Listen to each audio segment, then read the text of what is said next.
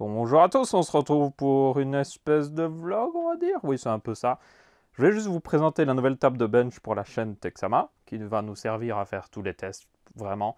J'ai programmé par exemple une vidéo de test, par exemple 8 versus 16 Go de RAM. Il y aura une test sur la RTX 2080, normalement. Vous voyez que j'ai la RTX 2060 installée à l'heure actuelle, là-dessus. Et du coup, je vous propose de juste y regarder, voir un petit peu ce qu'il y a dessus et juste voir ce que ça donne. Alors nous y voici la table de bench. Comme vous pouvez voir, niveau refroidissement, j'ai un Corsair, c'est un H110 Platinum, je ne sais plus exactement le nom. Leur nom devient un peu ridicule. En gros, c'est un 240 mm avec deux ventilateurs RGB, ma foi, c'est toujours ça. Ça refroidit plutôt bien, ça suffira pour la table de bench.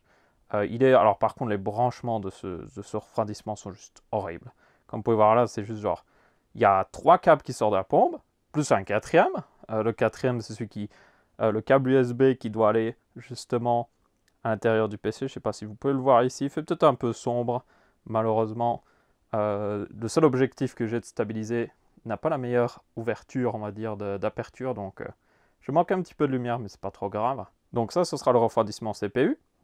Actuellement, d'ailleurs, le CPU, c'est un Ryzen 7 1700X, qui sera certainement overclocké pour augmenter un peu les performances. J'ai bien un 2700X, mais il est actuellement dans ce PC ici, et j'en ai un petit peu besoin, vu que c'est mon PC principal, donc on va dire que ne peut pas vraiment bouger de là. Ensuite, niveau RAM, alors ça, c'est de la RAM que m'a envoyé Asus pour juste... En gros, il m'a envoyé la RTX 2080 pour test, puis il était en mode, mais il faut de la RAM RGB, ou sinon ça ne va pas, quoi. Il faut du RGB. Du coup, j'ai de la RAM RGB, mais juste en prêt. Donc je la mettrai certainement juste pour les b-roll, donc tous les plans filmés de la RTX 2080. Mais je ferai les tests avec ce kit-là, qui est un kit de 16 Go aussi, de FlareX, de G-Skill, que j'ai acheté par moi-même, je tiens à le préciser. Pourquoi ce kit-là? Parce que c'est l'un des meilleurs kits pour Ryzen. Il fonctionne à 3200 MHz, on verra si on peut atteindre ces 3200 MHz, en tout cas sur la première génération, mais ça devrait offrir des bonnes performances. Ensuite, actuellement, j'ai une RTX 2060 d'ailleurs à installer, comme vous pouvez voir. C'est justement pour faire mon test 8 Go versus 16 Go de RAM, parce que faire ce test-là avec une RTX 2080, c'est un peu illogique. Je veux dire, si vous avez l'argent pour une RTX 2080, vous avez l'argent pour 16 Go de RAM. Par contre, vous pourriez être en mode, hey, alors, j'ai le budget pour une GTX 1660 Ti, mais si j'économise ce budget-là, ok, et que, enfin non, si j'économise sur la RAM, genre 60 euros, 50 euros, je peux prendre une RTX 2060. Donc ça, c'est... Vous voyez, c'est un cas d'utilisation logique. C'est genre économiser sur la RAM pendant quelques mois, le temps d'économiser de l'argent pour en racheter un deuxième stick de 8 Go, mais à côté, avoir une meilleure carte graphique. Donc quoi qu'il arrive, cette vidéo arrivera certainement la semaine prochaine. Je suis assez impatient de la faire, mais il faut que je fasse évidemment beaucoup de tests. La carte mère d'ailleurs, vous avez dû le voir un petit peu, on le voit un petit peu ici, c'est une Strix X370 de chez Asus. C'est Asus qui me l'a envoyé pour la bench table, donc merci Asus d'ailleurs. Donc celle-là, je la garde, je tiens à le préciser. Mais comme j'avais aucune, enfin j'ai une carte mère en X370, c'est juste qu'elle est un petit peu coincée, encore une fois là-dedans. Donc ouais, merci Asus dans tous les cas, ça me permettra de faire tous mes tests. Et puis au niveau du boot, nous avons un SSD ici d'un Tera en PCI Express en M.2, donc c'est bien du PCI Express, hein, il utilise du coup le NVMe, je tiens à le préciser, c'est pas un SSD SATA, pour avoir les meilleures performances, vu que c'est fait pour être une table de bench, donc j'ai pas envie d'être limité par le SSD parce que il n'a pas les performances qu'il faut pour justement faire tous les tests que je veux. Et puis 1 Tera pour mettre beaucoup de jeux de 60 Go pour avoir plus de tests justement graphiques. Par exemple pour la RTX 2080, j'aimerais au moins tester genre 10 jeux assez populaires du moment ou 10 jeux assez joués comme ça au moins j'ai quelque chose de plus représentatif. Maintenant, on a d'autres petits trucs. Donc la table de bench, c'est une Open Bench Table pour information, comme vous pouvez voir. C'est un bed boot, enfin un bed. C'est un bout d'aluminium vraiment avec des trous là où il faut pour mettre les vis pour soutenir à peu près n'importe quoi. Vous voyez que l'alimentation est accrochée au pied, par exemple ici. Il y a un deuxième pied à gauche. Et même le radiateur, vous voyez, est fixé. Ça se voit pas beaucoup, mais il est fixé. Quoique, si je peux faire... Attendez. Là, on voit un petit peu. Ouais, je suppose on voit un petit peu. Oh non, on voit pas du tout. Bon, il est fixé là en tout cas. Ça tient un petit peu en mode précaire, mais aussi étonnant que ça puisse paraître, ça tient plutôt bien en fait. Ça tient même vraiment bien. La carte graphique aussi a un petit soutien juste derrière. C'est pas parfait au niveau du soutien comme vous pouvez voir, mais ça suffit amplement, surtout que je vais pas commencer à bouger la table n'importe comment. Et du coup, ben, c'est à peu près tout. Il n'y a pas de disque dur, il n'y a pas d'autres SSD, il y a une alimentation, c'est une alimentation DLDLC. C'est basé sur une alimentation Seasonic pour information, donc franchement elle n'est pas si mal. Mais je vais la remplacer par une alimentation, comme on verra, Be Quiet, une de 750 watts.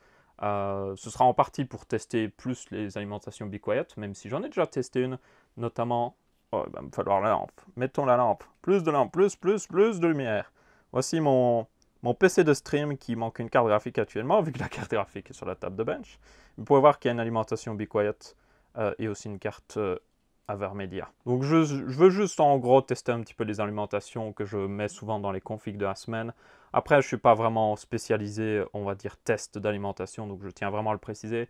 C'est pas vraiment un truc que je vais faire énormément sur la chaîne. Ok, ben maintenant, il ne reste plus qu'à l'allumer pour la première fois. On va voir si ça démarre. Alors pour l'allumer, vous voyez qu'il n'y a pas de switch d'allumage rapide sur cette carte mère. Donc j'ai juste pris un vieux switch qui est juste ici d'un boîtier. Ça marche vraiment très bien. Il est juste branché là où ça doit justement, là où vous branchez le switch d'un boîtier classique. Et du coup, vous voyez que le RGB de la carte mère s'est allumé. Voilà, il est là. Il n'arrive pas à focus évidemment. Trop de trucs devant. Du coup, je vous propose de l'allumer et de voir si... Oui, ça marche. Oh, date RGB. Oh, date RGB. Au moins 5% de performance en plus ici. Plus la RAM, 10%. Et la carte mère, 15% de performance en plus. Au moins. Minimum. Bon, ça ne sert pas à ça, le RGB, je tiens à le préciser. Dans tous les cas, il boot. Bon, évidemment, il n'y a aucun écran branché ni rien. C'est juste pour voir s'il bootait. S'il boot, c'est déjà une très bonne nouvelle, surtout que il reste allumé, donc c'est plutôt même une très bonne nouvelle. Il y a tout qui semble fonctionner. La carte graphique aussi tourne au niveau des ventilateurs, donc c'est nickel. Et du coup, il n'y a plus qu'à le éteindre. Boop. Voilà. Et la carte mère continue de faire du RGB. Donc ça nous permettra dans tous les cas de faire pas mal de tests plus efficacement, parce que jusqu'à maintenant, si je devais faire des tests dans un PC, je devais le faire avec mon PC principal ou avec le PC de stream, et c'était loin d'être idéal. Là au moins j'ai un truc rien que pour le test. Je fais que du test dessus, du coup j'ai pas besoin de reconfigurer des trucs ou il n'y a pas de choses qui tournent dessus qui pourraient bouffer les performances ou autre chose. Là il y a vraiment juste le strict minimum et c'est nickel. Et bien du coup, merci à tous d'avoir regardé cette vidéo de présentation du coup de la bench table de la chaîne Texama. Elle évoluera certainement au fil du temps. Peut-être passer un 2700X quand la nouvelle génération de Ryzen sortira, parce que je pense passer sur un Ryzen 3 sur mon PC principal. Donc je récupérerai le Ryzen 2700X pour cette table. Je ferai un peu de overclocking et tout ça, quoi qu'il arrive. Et du coup, vous devriez la revoir pour la review de la RTX 2080 et certainement aussi pour le test de 8Go versus 16Go de RAM. Dans tous les cas, merci à tous d'avoir regardé. On se retrouve pour une prochaine vidéo sur la chaîne Texama. Je vous dis salut à tous. Coucou, au revoir.